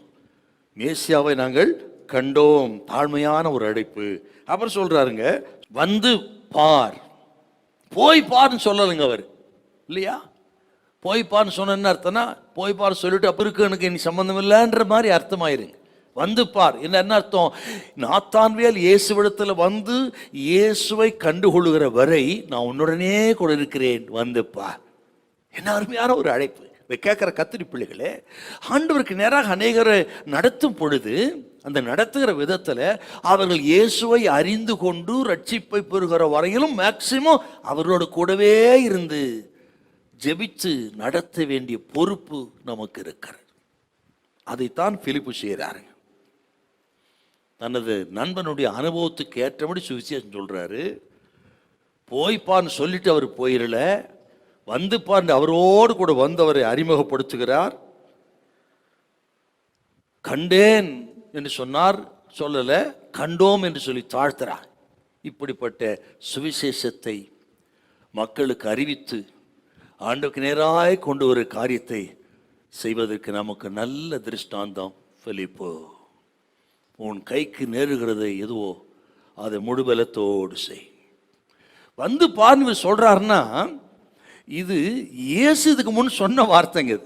இயேசுவின் வார்த்தையை கொண்டு தான் இப்படி ஒரு சுவிசேஷத்தை அறிவிக்கிறார். இயேசுவின் சுவிசேஷத்தை தான் பிலிப்பு அந்த சுவிசேஷம் சொல்லி கூப்பிடுறாரு. இது ஒரு அற்புதங்க. ஆண்டவர் இயேசு சொன்னார், என்ன சொன்னார்னா, யோவான் 1:39 வாசிங்களேன். அவர் வந்து பாருங்கள் என்றார். அவர்கள் வந்து அவர் தங்கியிருந்த இடத்தை கண்டு அன்றைய தினம் அவரிடத்தில் தங்கினார்கள். ஆண்டவர் தான் சொல்றார், இந்த அழைப்பு கொடுத்து ஒரு ஆண்டவர் தாங்க. வந்து பாருங்கள், வந்து பாருங்கள். அப்படி வந்து பார்த்து தான் இயேசு வாழ்ந்த வாழ்க்கையை கண்டு ரட்சிப்பை அடைந்தவர்கள் யோவானும் அந்திரேயும். இந்த 2 சீசன் பார்க்கிறோமே, அது யோவானும் அந்திரேயும். அவர்கள் வந்து பார்த்து இயேசுவின் வாழ்க்கையை கண்டு மனமாற்றம் அடைந்தவர்கள். இதை ஒரு குறிப்பாக சொல்கிறேன். சுவிசேஷ அறிவிக்கிறவர்கள், ஊழியர்கள் இப்படி ஒரு அழைப்பு நம்ம கொடுக்கும் பொழுது நம்ம கவனிக்கணுங்க. இயேசு சொன்னார், வந்து பார். என்ன அர்த்தங்க? என் வாழ்க்கை, நான் வாழ்கிற வாழ்க்கை வந்து பாருங்கள், நான் இருக்கிற இடத்தை பாருங்கள், என் வாழ்க்கையின் எல்லா பகுதியும் பாருங்கள் என்று ஆண்டவர் அழைக்க, அதை பார்த்து தாங்க அவங்களை ரட்சிக்கப்பட்டான். அப்படி நாம் ஒரு அழைப்பு கொடுக்கிறோம் என்று சொன்னால் அப்படி நாம் இருக்க முடியுமா? என்னை வந்து பாருங்க, என் குடும்பத்தை பாருங்க, என் மனைவி பாருங்க, பிள்ளைகளை பாருங்க, என் வியாபாரத்தை பாருங்க, என் ஊழியத்தை பாருங்க என்று தைரியமாக நம்ம அழைக்க முடியுமா? அப்படிப்பட்ட உண்மையான நேர்மையான ஒரு அழைப்பு இருக்குமானா உங்களுடைய அழைப்பு வல்லமையானது, ஆச்சரியமானது, ஆழமானது. அநேக மக்கள் தொடப்படுவார்கள். ஹல்லேலூயா. பவுல் ஒரு வார்த்தை சொல்வார், 1 கொரிந்தியர் 11 கொஞ்சம் வாசிங்களேன். 11:1. நான் கிறிஸ்துவை பின்பற்றுகிறது போல நீங்களும் என்னை பின்பற்றுகிறவர்களாயிருங்கள். பார்த்தீங்களா? நான் கிறிஸ்துவை பின்பற்றுகிறது போல நீங்களும் என்னை பின்பற்றுங்கள். ஒரு சேலஞ்சுக்கு ஊழியக்காரர்கள். அநேகர் சொல்லுவோம், என்ன பார்க்காத ஆண்டவரை பாருங்க. ஆனால் பவுல் சொல்றாரு, என்னை பாருங்கள். அதான் சொன்னேன், சேலஞ்ச் ஊழியக்காரர். நம்ம சொல்ல முடியுமா அப்படி? என்னை பாருங்க, என் குடும்பத்தை பாருங்க, என் பிள்ளைகளை பாருங்க, என் பின்னணியை பாருங்கள். அப்படி இயேசுவை போல் வாழ்கிற வாழ்க்கை வாழ்ந்தால் நாமும் சொல்ல முடியும். அப்படிப்பட்ட அழைப்பை கொடுங்கள். உங்கள் அழைப்பு, உங்கள் ஊழியம் வல்லமையாக இருக்கும். எடுத்து பயன்படுத்துவார். பிலிப்பு பாருங்க, சாதாரண ஒரு அழைப்பு தான். ஆகவே தான் சொன்னேன், இவரால் என்ன முடியுமோ அதை செய்து நாத்தான் வழிநடத்தினார். யோவான் ஸ்நானக யோவானையும் இயேசுக்கு நேராக வழிநடத்துகிறார். இயேசு பிலிப்பு வழிநடத்துகிறார். அந்திரேயா பேதுரு வழிநடத்துகிறார். பிலிப்பு நாத்தான் வழி நடத்துகிறார். கேட்குற நீங்களும் நானும் நாம் யாரை வழிநடத்த போகிறோம், வழிநடத்தி கொண்டிருக்கிறோம் என்பதை கவனத்தில் வைத்து உன் கைக்கு நெடுது எதுவோ அதை உன் முழு பலத்தோடு செய். ஹல்லேலூயா, பிரைஸ் தி லார்ட். பார்த்தீங்களா? உன்னால் இயன்றதை நீ செய். 3வது ஆளை பார்க்கலாமா? மார்க்கு சுவிசேஷம் 15:43. மார்க்கு 15:43. கனம் பொருந்திய ஆலோசனைக்காரனும் அரிமத்தியா ஊரானும் தேவனுடைய ராஜ்யம் வர காத்திருந்தவனுமாகிய யோசேப்பு என்பவன் வந்து பிலாத்துவினிடத்தில் துணிந்து போய் இயேசுவின் சரீரத்தை கேட்டான். அரிமத்தியா ஊரானாகிய யோசேப்பு துணிந்து பிலாத்துவினிடம் போய் மரித்து தொங்கிக் கொண்டிருக்கிற இயேசு கிறிஸ்துவின் சரீரத்தை கேட்டு வாங்கி தன்னுடைய சொந்த கல்லறையிலே அவனும் நிக்கதோமும் சேர்ந்து அடக்கம் பண்ணினார்கள். அதுதான் வாசிக்கிறோம். அரிமத்தியா ஊரானாகிய யோசேப்பு துணிந்து போய் பிலாத்துவினிடத்தில் இயேசுவின் சரீரத்தை கேட்டு பெற்றான். தன்னால் இயன்றதை செய்தவன். ஆண்டவர் சீசர்கள் எல்லாரும் கெத்செமனே தோட்டத்திலேயே ஓடிவிட்டார்கள். ஆண்டவர் சொன்னது போலவே நடந்தது. ஆண்டவர் என்ன சொன்னாருங்க? நீங்கள் யோவான் சுவிசேஷம் 16:32 வாசிங்க. 16:32. இதோ நீங்கள் சிதறுண்டு அவனவன் தன் தன் இடத்துக்கு போய் என்னை தனியே விட்டுவிடும் காலம் வரும், அது இப்பொழுது வந்திருக்கிறது. எல்லாரும் என்னை விட்டு ஓடி போகிற நாட்கள் வரும் சொன்னார். அதை போலவே ஓடி போனார்கள். மத்திய 26:54. மார்க் 14:50 வாசித்து பாரு. எல்லாரும் இயேசு விட்டு ஓடி போனார்கள். இயேசு சிலுவைக்கு போனார். அவர் சிலுவையில் அறைந்தார்கள். இயேசு மரித்து சிலுவையில் தொங்கிக் கொண்டிருக்கிறார். அந்த சிலுவை கடியில் கடைசி வரை சில ஸ்திரீகள் மாத்திரம் இருந்தார்கள். யோவானும் இருந்தார். யோவான் இயேசுவின் கட்டளைப்படி மரியாதை அடைத்து கொண்டு போய்விட்டார். சில ஸ்திரீகள் மட்டும் இருந்தார். அவர்களால் இனி என்ன செய்துவிட முடியும்? சரித்து இறக்கி அடக்கம் பண்ண முடியுமா? பிலாத்தோடத்தில் போய் வாங்க கேட்க முடியுமா? ஒன்று செய்ய இயலாத ஸ்திரீகள் இங்கே இருந்தார். அந்த நேரத்திலே தான் யூதர்களின் பட்டணமாகிய அரிமத்தியா என்கிற ஊர்ல இருந்து வந்த இந்த யோசேப்பு திடீரென்று சிலுவைக்கு அருகே வருகிறார்.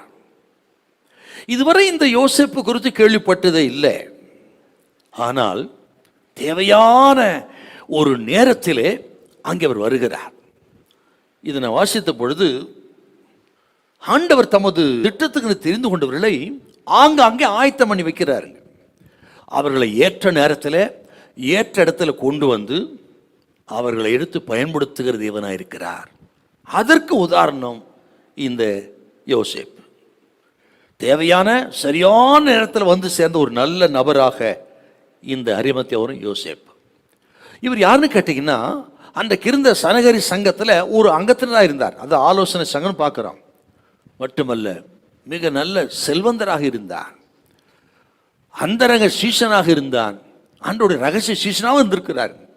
அப்படிப்பட்ட இந்த யோசேப்பு தான் துணிந்து போய் பிலாத்துவிடத்தில் இயேசுவின் சரித்தை கேட்டு வாங்கி தன்னுடைய சொந்த கல்லறையிலே அடக்கம் பண்ணினான். இவன் ஒரு பயந்த சீசன், அந்தரங்க சீசன், தேவனுடைய ராஜ்யத்துக்கு காத்திருந்த சீசன். ஆனால் ஏதோ சில காரணங்களினால வெளிப்படாமல், தான் ஒரு சீசன் என்று சொல்லாமல், இயேசுவை நேசிக்கிறேன், இயேசுவை பின்பற்று என்று சொல்லாமல் அந்தரங்கமாகவே வாழ்ந்த ஒரு சீசனாக இருந்திருக்கிறான்.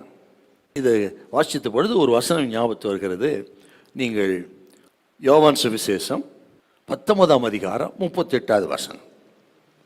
யோவான் 19:38. இவைகளுக்கு பின்பு அரிமத்தியா ஊரானும் யூதருக்கு பயந்ததினால் இயேசுவுக்கு அந்தரங்க சீஷனுமாகிய யோசேப்பு இயேசுவின் சரீரத்தை எடுத்துக்கொண்டு போகும்படி பிலாத்துவினிடத்தில் உத்தரவு கேட்டான். பிலாத்து உத்தரவு கொடுத்தான். இவன் ஒரு அந்தரங்க சீசன்.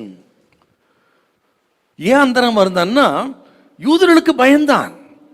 இவன் கனம் புரிந்தியவன், செல்வந்தன், ஆலோசனை சங்கத்தினுடைய ஒரு அங்கத்தனாக இருந்தான். ஆகவே யூதர்களுக்கு பயந்ததினால் தன்னை வெளிப்படுத்தாமல் அந்தரங்கமாக இருந்த ஒரு சீசனாக இருந்திருக்கிறார்.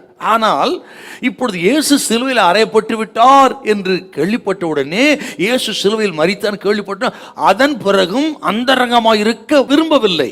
அவன் தன்னுடைய கனம், தன்னுடைய செல்வாக்கு எல்லாவற்றையும் உதறி தள்ளிவிட்டு அவன் பகிரங்கப்படுத்தி வெளியே வந்து பிலாத்துவிடத்தில் போய் இயேசுவின் சரித்தை கேட்டு வாங்கி அடக்கம் பண்ணினார். என்றால் இயேசு கிறிஸ்துவின் சிலுவை மரணம் இவனை வெளியே கொண்டு வந்து விட்டது. அத்தனை வல்லமையானது. மட்டுமல்ல, ஆண்டவராக இயேசு கிறிஸ்து கல்வாரி சிலுவை ஜெபம் பண்றார்கள். பிதாவே, இவர்களுக்கு மன்னியும், தாங்கள் செய்கிறது என்னதென்று அறியாதிருக்கிறார்கள் என்கிற ஜெபம். இந்த ஜெபத்தை அவன் கேட்டிருப்பான். அல்லது யோவான் 19 நம்ம பார்க்கிற 28 தாகமாயிருக்கிறேன் என்று ஆண்டவர் சொன்னாரே, இந்த வார்த்தைகள் இதெல்லாவற்றையும் படி இவன் இப்பொழுது சிலுவையின் வல்லமை இவனை வெளியே கொண்டு வந்திருக்கிறது. அருமையான கர்த்தருடைய பிள்ளை, சிலுவைக்கு அத்தனை வல்லமை இருக்கிறது. இப்படி யோசிச்சு பாருங்களேன். ஆச்சரியமானது, இவன் தன் உயிரையே பணயம் வைத்திருக்கிறான் ஆண்டவருக்காக. எப்படின்னு கேட்டீங்கன்னா, பிலாத்தின் சரித்து போய் கேட்கிறாங்க. கவனிக்கிற கர்த்தருடைய பிள்ளைகள், ஆண்டவருடைய சுவிசேஷம் சொல்றதுக்கு பயப்படுறோம், 4 பேருக்கு சாட்சி பகிர்ந்து கொள்வதற்கு பயப்படுகிறோம், எதையாவது கர்த்தருக்கு செய்ய பயப்படுகிறோம், நான் கிறிஸ்தவன் சொல்றதுக்கே பயப்படுகிறோம். கிறிஸ்தவன் இருக்கிறாங்க. ஆகவே தான் சர்டிஃபிகேட், இந்து சர்டிஃபிகேட்னா ஹிந்து அப்படி வச்சுக்கிறோம். ஆக கிறிஸ்டியன் சொல்ற பயப்படுகிறோம், அஞ்சுகிறோம். கவனிக்கணுங்க. பிலாத்து இடத்துல போய் சரித்து கேட்டான்னு சொன்னா பிலாத்து கேட்டிருப்பாரு. என்ன கேட்டிருப்பாரு? நீ யார் அப்படின்னு கேட்டிருப்பார். அப்போ தைரியமா சொல்லிப்பார், நான் இயேசுவின் சீஷன், நான் ஒரு கிறிஸ்டியன், நான் இயேசுவை பின்பற்றுகிறேன் என்று தைரியமாக சொல்லித்தான் சரித்து வாங்கியிருக்கிறார். இப்படி சொல்வது எத்தனை ஆபத்தானது என்றால், யூதர்கள் ஏற்கனவே கட்டுப்பாடு பண்ணியிருக்கிறார்கள், இயேசுவோடு கூட எந்த தொடர்பு இருக்கக்கூடாது என்று. அப்படிப்பட்ட ஒரு காலகட்டத்தில் துணிந்து போயவன் சரித்து கேட்டான் என்று சொன்னால் எத்தனை தைரியம் பாருங்க. ஆபத்து வரும் என்று தெரிந்தும் அவன் துணிந்து போய் தன்னை அறிக்கையிட்டான். தன் ஜீவனை இயேசுவின் பாதத்திலே வைத்தவன் அரிமத்த ஊரானாகிய யோசேப்பு. தன் கனம், தன் செல்வம், தன்னுடைய ஆலோசனை சங்க பொறுப்பு எல்லாவற்றையும் உதறி தள்ளிவிட்டு என்ன சொல்லுகிறான்? இப்போ சரித்து கேட்டுவான என்ன அர்த்தங்க? ஆண்டவருடைய பேரை சொல்றதுக்கு அஞ்சுக்கிறோம், நான் ஒரு கிறிஸ்டியன் சொல்றதுக்கு அஞ்சுக்கிறோம். கவனித்து பாருங்கள். இனி எனக்கு இந்த ஆலோசனை சங்கமோ என்னுடைய கனமோ பேரோ புகழ ஒன்று வேண்டாம் என்று உதறி தள்ளிவிட்டு, எனக்கு பரிசுத்தர் இயேசு போதும், எனக்கு நீதிபரராகி இயேசு போதும், ஆகவே அவரே எனக்கு எல்லாம், என் ஜீவனே போனாலும் சரி, இயேசு எனக்கு போதும் என்று துணிந்தவன் தான் இயேசுவின் சரித்தை கேட்டு வாங்கி தன்னுடைய கல்லறையிலே அடக்கம் பண்ணினார் சார். என்றால் இதை கேட்கிற அருமையான கர்த்தருடைய பிள்ளைகளே, ஆண்டவருக்கு நமக்கு அந்த உறவு எப்படி இருக்கிறது? ஆண்டவருக்காக நம்ம எதை செய்திருக்கிறோம்? சோத்திரம். இந்த பட்டணத்தில், இந்த தேசத்தில் கர்த்தருக்காக எதையும் செய்ய துணிந்தவர்கள் தான் ஆண்டவருக்கு வேணும். இந்த அரிமத்த ஒரு யோசேப்பு போல அதோடு நிக்கலுங்க. இவனும் நிக்கதோமும் சேர்ந்து இயேசுவின் சரித்தை சிலுவையில் இறக்கி மெல்லிய துப்பட்டியை வாங்கி சுற்றி கந்த வர்க்கங்கள் மூலமாக செய்ய வேண்டிய சகல சடங்குகளை செய்து தன் சொந்த கல்லறை அடக்கம் என்றால் விலையேற பெற்ற ஒரு அடக்க ஆராதனையை செய்திருக்கிறான். தன் பணத்தை, தன் செல்வத்தை இயேசுவின் அடக்கத்துக்கு செலவழித்திருக்கிறான். ஆனால் ஒரு விஷயத்தில் இயேசு உயிரோடு இருக்கும் பொழுது அவன் பணம் அவருக்கு பயன்படலை என்று துக்கமான விஷயமா இருந்தாலும், ஆனாலும் இப்போ பயன்படுத்துகிறான். இது லேட் என்றாலும் சரி, டூ லேட் அல்ல. கவனிக்கணும். ஆனால் உங்களுக்கு பணத்தை கொடுத்துருக்கிறார், செல்வத்தை கொடுத்துருக்கிறார். என்ன செய்கிறோம்? இன்னும் டூ லேட்டுங்கிற ஸ்டேஜுக்கு வரல. இன்னும் நாட்கள் இருக்கிறது, வருகை சமயமாக இருக்கிறது. உங்கள் பணத்தை கொடுத்து செல்வாக்கி கொண்டு கர்த்தருக்கு எதையாக செய்ய முடியுமா என்றதை செய்யுங்கள். கைக்கு நேருது எதுவோ அதை நீங்கள் முழு பலத்தோடு செய்யுங்கள். இந்த அருமைத்தை ஒரு யோசிப்பை பாருங்கள், நிக்கதோமை பாருங்கள். ரகசிய கிருத்தா இருந்தாலும் வெளியே வந்து ஆண்டவருக்கு செய்ய வேண்டிய கடமைகளை தைரியமாய் செய்து அடக்கம் பண்ணினார்கள். இயேசு கிறிஸ்துவின் அடக்கம் விலையேற பெற்ற ஒரு அடக்கமாக இருந்தது என்று சொன்னார். இயேசுவை எவ்வளவாய் கனம் பண்ணினார்கள். கர்த்தர் சொல்றாருங்க, ஸ்தோத்திரம். மறைந்து கிடக்கிற நிக்கதோமே, மறைந்து கிடக்கிற அருமைத்தை ஒரு யோசிப்பே, வெளியே வாருங்கள். ஆண்டவருக்கு அவமானப்பட்டாலும் பரவாயில்ல, சிவனே போனாலும் பரவாயில்ல இல்லையா? அந்த நாட்களில் பஸ்காவின் நாட்களில் சரித்தை தொடக்கூடாதுங்க. தொட்டால் தீட்டு. அவன் தான் தீட்டானாலும் பரவாயில்ல என்று அர்ப்பணித்தான். இயேசுவின் சரித்தை தொட்ட தீட்டா இல்லையே. ஆக மகா பரிசுத்தருடைய சரீரம், அதை தொட்டு அடக்கம் பண்ணி இவன் பரிசுத்தவனாய் மாறிவிட்டான். ஸ்தோத்திரம். கர்த்தர் சொல்றார், இன்னைக்கு அரிமத்தவரன் யூசேப்பு போல ஒருவேளை இன்றைக்கு ஸ்தோத்திரம் மறைந்து கிடக்கலாம். நீங்க அந்தரங்க சீசனா இருக்கலாம், ரகசியனா இருக்கலாம். இதுவரை ஒன்றும் செய்யாம இருக்கிறேன். கர்த்தர் உங்களுக்கு அழைப்பு கொடுக்கிறா, வெளியே வாருங்கள். உங்களால் இயன்றதை ஆண்டவருக்கு செய்யுங்கள். ஸ்தோத்திரம். உங்களால் இயன்றதை செய்யுங்கள். இன்னும் டூ லேட் என்கிற ஸ்டேஜ் ஆகல. இந்த காலம் இருக்கிற வரை, இயேசுவின் வருகை வரை, நமக்கு ஜீவனை கொடுத்திருக்கிற நாட்கள் வரை எதையாயில் கர்த்தருக்கு செய்யுங்கள். இம்மையில மறுமையில் 100 மடங்கு பலன் கொடுப்பா. இப்படிப்பட்ட தியாகமான அரிமத்தோட யோசிப்பு போலத்தான் நிக்கதோம் போலவர்களை கொண்டு தான் கர்த்தர் ராஜ்யத்தை கட்டி கொண்டிருக்கிறார், கட்ட விரும்புகிறார். அப்படிப்பட்ட ஆண்டவருக்கு தேவை. இது கேட்கிறவங்க ஏனோ தான் இருக்கப்படாது, எனக்கு இதுக்கு சம்பந்தம் இல்லைன்னு நினைக்க கூடாது. ஆகவே ஆரம்பத்தில் உங்களுக்கு சொன்னேன், சோத்திரம், பாதிக்கப்படாத நல்ல கிறிஸ்தவன் சொல்லி அப்படிப்பட்ட கிறிஸ்தவர் ஆண்டவருக்கு வேணாம். பாதிக்கப்பட ஒப்பு கொடுக்கிறவர்கள் சிலர் இருக்கிறாங்க, நல்ல தைரியசாலியா இருப்பாங்க, ஆனால் இயேசுநாதருக்கு எந்த யூஸ் ஆக மாட்டான். சிலர் இருக்கிறார்கள், கோழைகளாக இருந்தாலும் சரி, இரத்த சாட்சியாகவும் மறிக்க ஆயத்தமா இருக்கிறார். நீங்கள் யார்? ஆண்டவர் கேட்கிறாங்க உங்களை பார்த்து, அருமையான சகோதரியே, சகோதரன், வாலிப தம்பி, தங்கச்சி, தைரியசாலி தானா? செல்வாக்கு படைத்தவர் தானா? பணம் இருக்கிறது, படம் இருக்கிறது, சகலமும் இருக்கிறது, ஆண்டவருக்கு என்ன யூஸ்? கவனிங்கள். ஒருவேளை இதுவரை எதுவுமே செய்யலைன்னா கர்த்தர் அழைப்பு கொடுக்கிறார், வெளியே வாருங்கள். ஆண்டவருக்காக எதையாலும் செய்யுங்கள். துணிந்து நில்லுங்கள், பயப்படாதிருங்க. பரிசுத்தாவை பலப்படுத்துவா. உங்களை கொண்டு கர்த்தர் செய்கிற காரியம் பயங்கரமா இருக்கு. ஹல்லேலூயா. இந்த யோசேப்பின் வாழ்க்கை நமக்கெல்லாம் ஒரு சவால். பிலிப்புவின் சுவிசேஷம் நமக்கு ஒரு சவால். மரியாளின் ஆராதனை நமக்கெல்லாம் ஒரு சேலஞ்சு தான். ஆகவே இதை கேட்கிற தேவ பிள்ளைகள், உங்களால் முடிந்ததை ஆண்டவருக்கு முழுபலத்தோடு செய்யுங்கள். உன் கைக்கு நேருது எதுவோ அதை முழுபலத்தோடு செய். ஆண்டு கைவிட மாட்டா. மரியாளை மறக்காதவர், பிலிப்போய் மறக்காதவர், யோசேப்பை மறக்காதவர் உங்களே மறக்க மாட்டார். பலன் தந்து கனம் பண்ணுவார். ஹல்லேலூயா. எதையாகிலும் ஆண்டவர் இயேசுவுக்கென்று முழுபலத்தோடு செய்யுங்கள். ஆண்டவர் ஆசீர்வதிப்பார். ஹல்லேலூயா. Praise the Lord. ஜெபிப்போம். பரிசுத்தமுள்ள நல்ல பிதாவே, உமக்கு நன்றி செலுத்துகிறோம். இந்த வார்த்தை கேட்ட மக்களுக்காக ஜெபிக்கிறேன். உமது ராஜ்யத்துக்கு அவர்களை யூஸ் பண்ணும்படி ஜெபிக்கிறேன். எந்த விதத்தில் ஆகிலும் பயன்படுத்தும் சுவாமி. எதையாகிலும் செய்ய உதவி செய்யும். கிருபை தாங்கட்டும். இயேசு கிறிஸ்துவின் மூலம் நல்ல பிதாவே, ஆமென். God bless you.